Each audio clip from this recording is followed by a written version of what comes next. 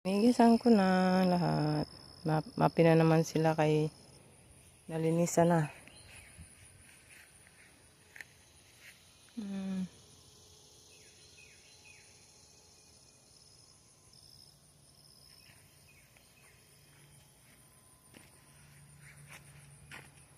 Marami pang bunga.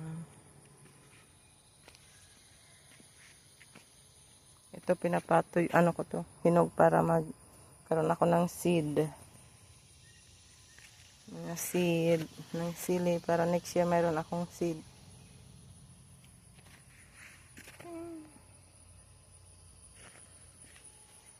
Ang kamatis ko, may mga bunga na rin. Yung talong, mulaklak na yung mga talong. Ito yung aking watermelon. Ang dami ng bulaklak. So, nabigyan akong bunga, marami. Ito yung aking okra. Ang dami na naman bunga. Ang dami ko na naman naanihin. Sana magbunga yung aking kalabasa. Para marami akong kalabasa na mulaklak na sila.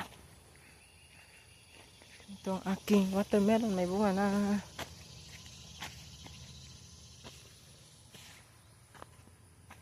Thank you, Lord, sa blessing.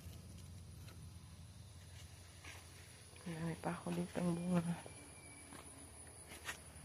Thank you, Lord. Ayan, may dalawa na naman sila. Ayan, paparating. Ito pa yung isa.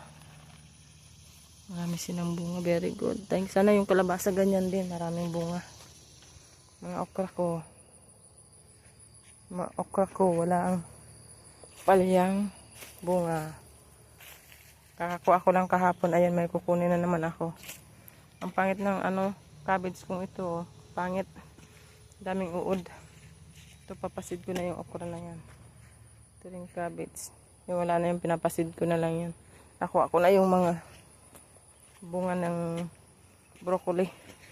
Ito ang aking sitaw. Pinapatanda ko para yun, meron akong seed next year. Marami akong tatanim na sitaw.